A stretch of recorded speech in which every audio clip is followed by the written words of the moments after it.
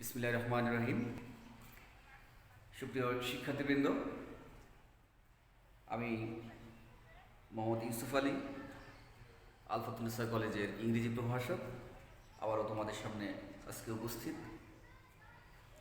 আমরা শীতকালীন অবকাশ উপভোগ করলাম 16 থেকে 31 ডিসেম্বর পর্যন্ত। 1 তারিখ শুক্রবার ছিল, আজকে 3 তারিখ আজকে। তো আজকে 3 তারিখে আবার নতুন করে অনলাইন ক্লাস তোমাদেরকে স্বাগতম। তো ইতিপূর্বে প্রায় 20 থেকে 25টা ক্লাস ইংরেজির নেওয়া হয়ে গেছে। অনেক কিছুই মোটামুটি আলোচনা হয়েছে। তো গ্রামারের আজকের ইংরেজি দ্বিতীয় পত্রের গ্রামার অংশের খুব একটা ইম্পর্টেন্ট বিষয়, যেটা না হলেই নয়, সেটা হচ্ছে ভার্ব কারেকশন। আমরা জানি verb is the main element of a sentence. ইংরেজিতে এমন কোনো সেন্টেন্স নেই যেখানে ভার্ব নেই। যদি আমরা ভার্বের সঠিক রূপটা ব্যবহার করতে ব্যর্থ হই, তাহলে কিন্তু সেন্টেন্স আমরা কারেক্টলি লিখতে পারবো না। সুতরাং ভার্ব কারেকশন এমন একটা গ্রামার যেটা আমাদের অবশ্যই দরকার। তো আজকে আমি তোমাদের সামনে একটু সিম্পলি কয়েকটা নিয়ম নিয়ে আলোচনা করব। তো একটু তোমরা দেখার চেষ্টা করবা, আশা করি উপকৃত হবা। তাহলে শুরু করা যাক আজকে আলোচ্য বিষয় ভার্ব কারেকশন।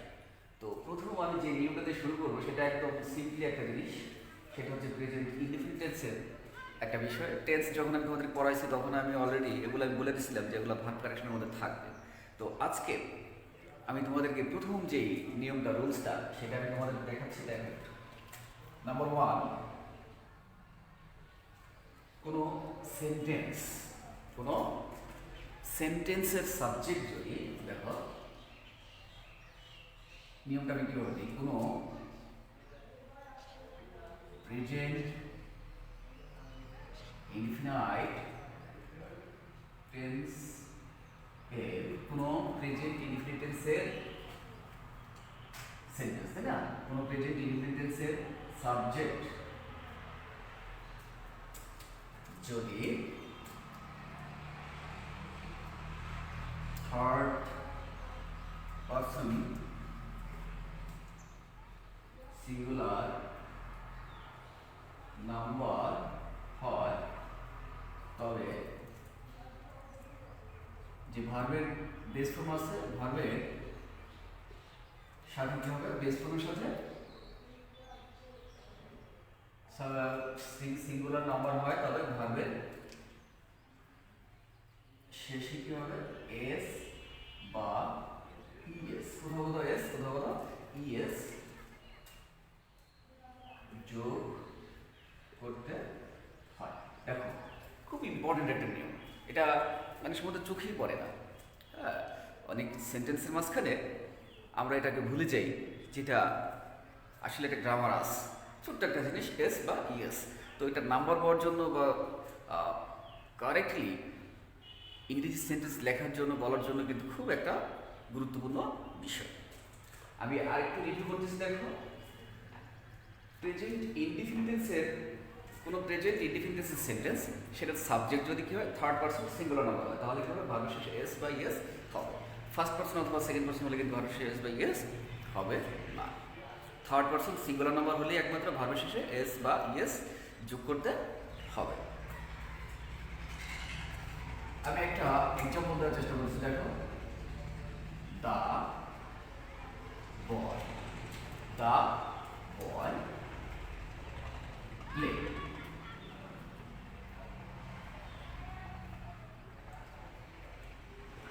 দেখো তো এই সেন্টেন্সটার মধ্যে কোথাও ভুল খুঁজে পাও কিনা? দা বয় প্লে ইন দ্য ফিল্ড, ফিল্ডে ছেলেটি খেলা করে। আচ্ছা, এখন দেখো, এটা সিম্পলি আমরা বুঝতে পারছি যেটা প্রেজেন্ট ইনডিফিনিট টেন্সের একটা সেন্টেন্স। তো এই সেন্টেন্সের সাবজেক্ট কোনটা? দা বয়। সেটাকে এটা সিঙ্গুলার না প্লুরাল?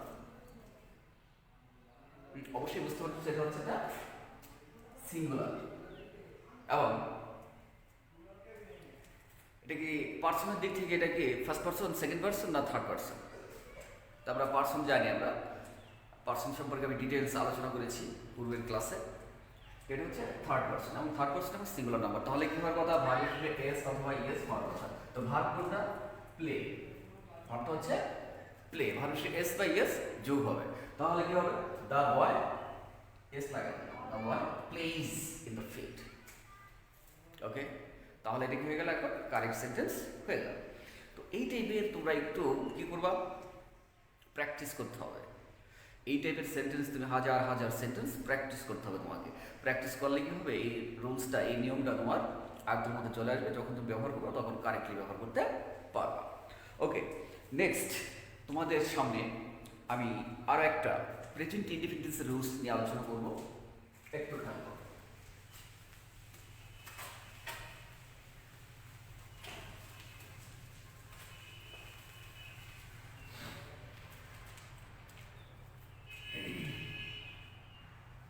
আগে বলা হয়েছিল universal truth.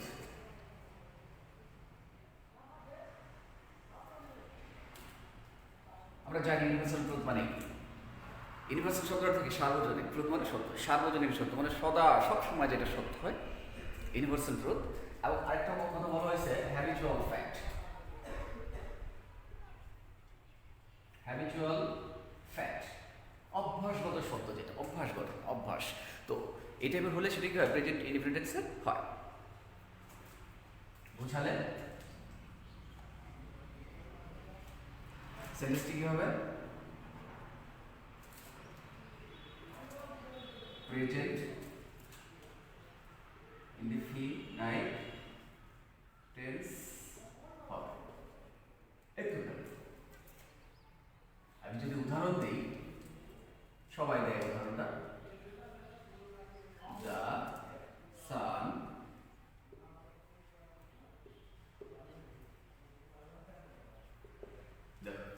The sun subject না, এবং বলে the sun rise in the, একটু ভুল করে দিচ্ছি, তোমাদের খুঁজে বের করতে হবে ভুলটা কি।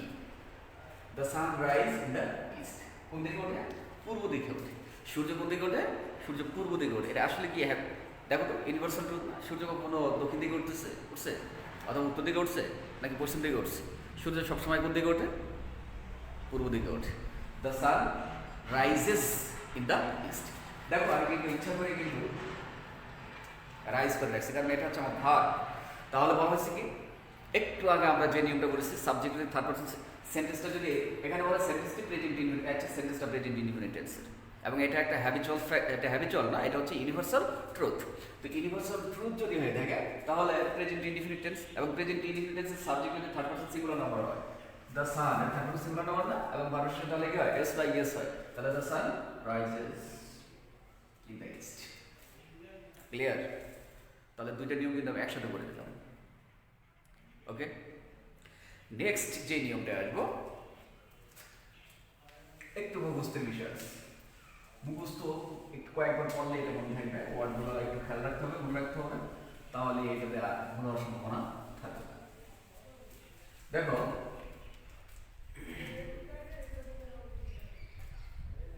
কোন সময়ের উল্লেখ না থেকে যদি কি থাকে? AL always, regularly, sometimes, often,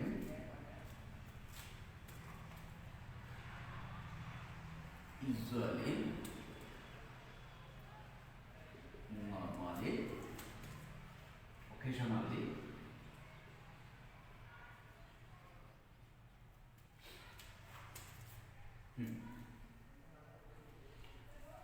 কোনো বাক্যের কোনো সময়ের উল্লেখ থাকবে না, হ্যাঁ, অলওয়েজ থাকবে। যদি অলওয়েজ থাকে আমরা চুপ করে বলতে পারবো সেই সেন্টেন্সটা হচ্ছে প্রেজেন্ট ইনডিফিনিট টেন্সের সেন্টেন্স। তার মানে এই যে এই ওয়ার্ডগুলো যদি কোনো সেন্টেন্সের মধ্যে থাকে, সময়ের উল্লেখ না থাকে, সময়ের উল্লেখ থাকলে সেটা অন্য বিষয়। যদি পাস্ট উল্লেখ থাকে তাহলে পাস্ট, প্রেজেন্ট উল্লেখ থাকলে প্রেজেন্ট, সেটা অন্য বিষয়। কিন্তু কোনো সময়ের উল্লেখ থাকবে না, শুধুমাত্র এগুলো থাকবে। Always, regularly, sometimes, often, usually, normally, occasionally, everyday,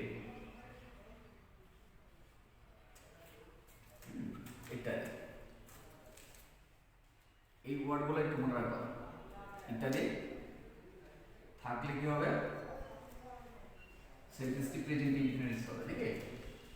থাকলে সেন্টেন্সটি প্রেজেন্ট ইনডিফিনিট টেন্স হবে। তো আমি যদি উদাহরণ দেওয়ার চেষ্টা করি, দেখো every day he, দেখো come came হবে না, come came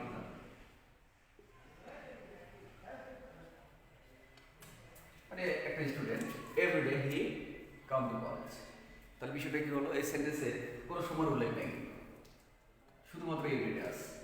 তাহলে এভরিডে থাকলে কি হবে, সেন্টেন্সটা প্রেজেন্ট ইনডিফিনিট হবে। যদি প্রেজেন্ট ইনডিফিনিট হয় তাহলে সাবজেক্টটা কি আছে, তার কথা ছিল না, তাহলে ভার্বের কি কথা এস বাই এস হবে, তাই তো? তাহলে everyday he comes to college, everyday he comes to college, present indefinite tense হয়ে গেল। ওকে, তো এরকম প্রত্যেকটা দিয়ে উদাহরণ দেওয়া যাবে, নাকি? খুব ইম্পর্টেন্ট এই নিয়মটা, কিন্তু অনেক ইম্পর্টেন্ট একটা নিয়ম। এই ওয়ার্ডগুলো মনে রাখার বিষয় আছে, এই প্রত্যেকটা ওয়ার্ড মনে রাখতে হবে।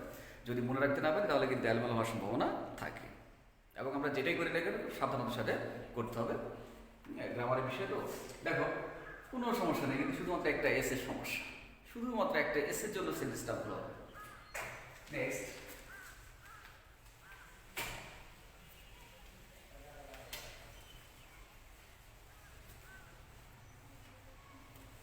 আরো একটি ইম্পর্টেন্ট নিয়ম দেখো, নাম্বার 4,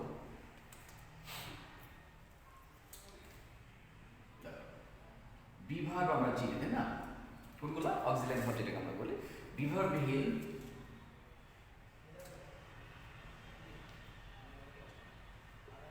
বাক্যকে নেগেটিভ বা ইন্টারোগেটিভ, নেগেটিভ ইন্টারোগেটিভ করতে হলে, বিভাগবিহীন বাক্যকে নেগেটিভ বা ইন্টারোগেটিভ করতে হলে, বিভাগবিহীন বাক্যকে নেগেটিভ বা ইন্টারোগেটিভ করতে হলে কি করতে হবে? অবশ্যই অবশ্যই ডু, ডাজ, ডিড, টেন্স অনুযায়ী, তাই তো? ডু, ডাজ, টেন্স ও পার্সন অনুযায়ী। তারপরে ডোন্ট, ডাজন্ট,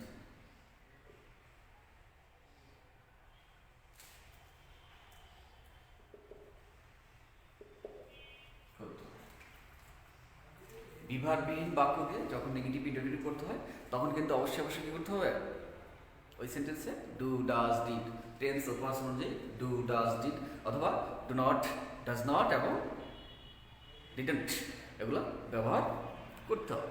আমি যদি উদাহরণ দিই তো একটু দেখো,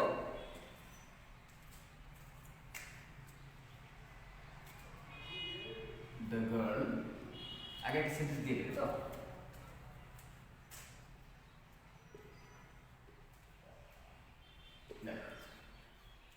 নট উল্লেখ করা সেন্টেন্সটা, দেখবেন বলা হয়েছে সেই সেন্টেন্সটা কি করো, নেগেটিভ করো, তাই তো? আসলে কি এই সেন্টেন্সে কোনো অবজেক্টিভ ভার্ব আছে, ভার্ব আছে? নাই। তাহলে আমি কি করবো, দ্য গার্ল, দেখো ডু নট হবে, ডাজ নট হবে, ডিড নট হবে, কোনটা হবে? যেহেতু নট দেওয়া আছে, তাহলে দ্য গার্ল ডাজন্ট সি এ সান, দেখো হয়ে গেছে। এটা নেগেটিভ করার জন্য, এই জন্য আমি ডাজ নট ব্যবহার করেছি। কেন ডাজ নট ব্যবহার করেছি আমি? এটা নেগেটিভ উল্লেখ করা আছে, নট সি, ওকে?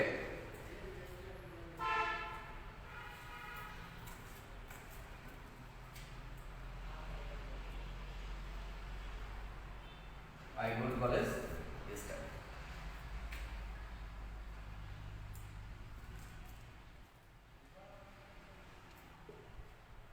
একটু খেয়াল করো, এটা আমি নোট অফ ইন্টারোগেশন দিয়ে দিচ্ছি, তার মানে কি করতে বলা হচ্ছে, ইন্টারোগেটেড করতে বলা হচ্ছে। তাহলে এই টাইপের সেন্টেন্স কি করতে হবে, সাবজেক্টের পরে নাকি না সাবজেক্টের আগে, সাবজেক্টের আগেই দেখো যেহেতু ইয়েস্টার উল্লেখ আছে এটা কিন্তু পাস্ট ইনডিফিনিট টেন্স, তাহলে আমি কি ব্যবহার করবো এখানে, did I go to, did I go to college, sentence কিন্তু হয়ে গেছে, এটা ইন্টারোগেটিভ হয়ে গেছে। তাহলে কি এই নিয়মটা ওকে বুঝতে পারছো, কখন ইন্টারোগেটিভ করার সময় কি করতে হবে, ডু ডাজ ডিড অবশ্যই অবশ্যই ব্যবহার করতে হবে। আর যখন আমরা নেগেটিভ করব তখন ডু নট, ডাজ নট অথবা ডিডন্ট ব্যবহার করব। আরো একটা নিয়ম আলোচনা করি, একটু খেয়াল করো, অনেকগুলো নিয়ম আছে এখানে, হ্যাঁ অনেকগুলো নিয়ম আছে, আর একটা নিয়ম আছে আলোচনা করবো ইনশাল্লাহ। চারটি নিয়ম আলোচনা হয়ে গেছে, এখন নাম্বার 5,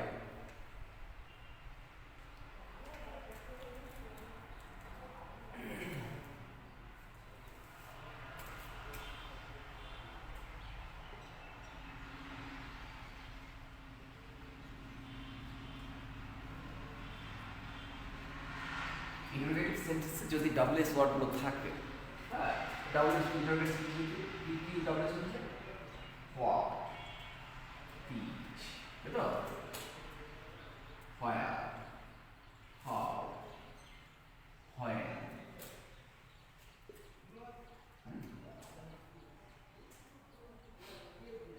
হু, যদি এগুলা থাকে, যদি এগুলা থাকে তাহলে টেন্স অফ পার্সন অনুযায়ী কি করতে হবে, অক্সিলারি ভার্ব মানে টু বি ভার্ব যোগ করতে হবে। ইন্টারোগেটিভ সেন্টেন্স যদি এগুলা থাকে তবে কি করতে হবে, তবে সাবজেক্টের পূর্বে, তবে অবশ্যই সেটা সাবজেক্টের, তবে সাবজেক্ট এর পূর্বে কি করতে হবে, তাহলে আবার দেখো ইন্টারোগেটিভ সেন্টেন্স যদি what, which, where, how, when, who, that means double S word যেগুলো আছে সেগুলো যদি থাকে তাহলে সাবজেক্টের পূর্বে টু বি ভার্ব যোগ করতে হবে।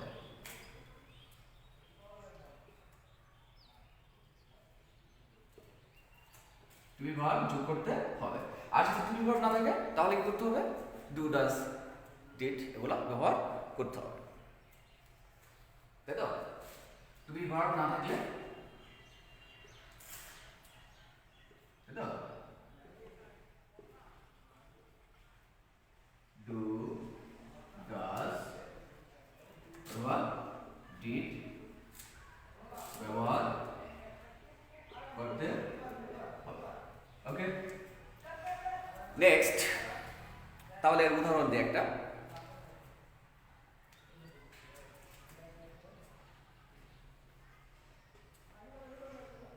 হোয়াট ইউ, দেখো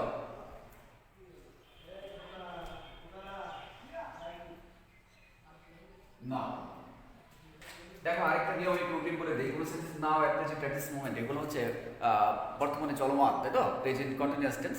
তো অবশ্যই প্রেজেন্ট কন্টিনিউয়াস টেন্সের স্ট্রাকচারটা কি আমরা সেটা জানি, অবশ্যই সাবজেক্টের পরে কি থাকে, এম, ইজ, আর, এগুলো হচ্ছে টু বি ভার্ব এবং ভার্বের সাথে আইএনজি যোগ হয়। তো সেন্টেন্সটা ইন্টারোগেটিভ সেন্টেন্স, অবশ্যই ইন্টারোগেটিভ সেন্টেন্স হোয়াট দিয়ে শুরু হয়েছে, শুধু আগে ডাবল এস ওয়ার্ড। তাহলে আমি যদি এটাকে একটু ভার্বটাকে ঠিক করি তাহলে একটু খেয়াল করো, হোয়াট, দেখো to be verb what are you, এবং সেটা টেন্স অনুযায়ী কি হয়, দুইয়ের সাথে আইএনজি এর, okay, what are you doing now. আরেকটা যদি আমি দেখি,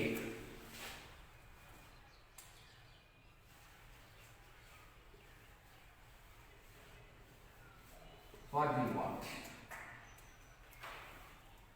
অবশ্যই দুটো থাকবে না, হোয়াট ডু ইউ ওয়ান্ট, দেখো সেন্সটা কিন্তু ভুল আছে, তাহলে হ্যাঁ ইউ হচ্ছে সাবজেক্ট, সাবজেক্টের পূর্বে কি করতে হবে আমাকে? সাবজেক্টের পূর্বে ডু ডাজ ডিড বসাইতে হবে, যেহেতু এই সেন্টেন্সে কোনো অবজেক্টের ভার্ব নাই। তাহলে হোয়াট ডু ইউ ওয়ান্ট। তাহলে কয়টা নিয়ম করলাম আজকে? 5টা নিয়ম করলাম। এই 5টা নিয়মই কিন্তু দেখো মূলত টেন্স বেসিস। তো আমি প্রথম যে অন্তত 10 থেকে 15টা নিয়ম বা রুলস ভার্বকারীর যে রুলসগুলো করাবো সেগুলো সবই হচ্ছে টেন্সের উপর ভিত্তি করে। যারা টেন্স আগে ভালোভাবে শিখতে পেরেছো তাদের জন্য খুবই ইজি ব্যাপার, তাদের কাছে মনে হবে যে খুবই সহজ ব্যাপার। আর যারা টেন্স করো না তাদের কাছে কিন্তু একটু ঝামেলা। সুতরাং তোমরা আগে টেন্সটাকে, আমার ক্লাসগুলো বোঝার জন্য আমি পূর্বে যে ক্লাসগুলো নিয়েছি বর্তমান ক্লাস বোঝার জন্য আগের ক্লাসগুলো অবশ্যই দেখতে হবে, মনোযোগ সহকারে দেখতে হবে। আশা করি তাহলে তোমরা উপকৃত হবা। ওকে, আজকে আর না, অলরেডি 20 মিনিট পার হয়ে গেছে। তো নেক্সট ক্লাসে আমি ধাপে ধাপে যে ভার্ব কারেকশনের যে যতগুলো রুলস আছে সবগুলা তোমাদের সামনে আলোচনা করার চেষ্টা করব। আর যদি তোমাদের বুঝতে সমস্যা হয় তাহলে তোমরা কমেন্টস করবা, আর বুঝতে ভালো লাগলেও যদি বুঝতে পারো তাহলেও জানাবা কমেন্টস মাধ্যমে। আর তোমরা ফেসবুকে অ্যাক্টিভ থাকবা, অলওয়েজ অ্যাক্টিভ থাকবা নিয়মিত। আবার আমাদের ক্লাস শুরু হয়ে গেছে আজ থেকে, গতকালকে থেকে ক্লাস আমাদের হচ্ছে। তোমরা ফেসবুকের সাথেই থাকো, আমাদের ক্লাসের সাথে থাকো, ভালো থাকো ইনশাআল্লাহ। আল্লাহ হাফেজ।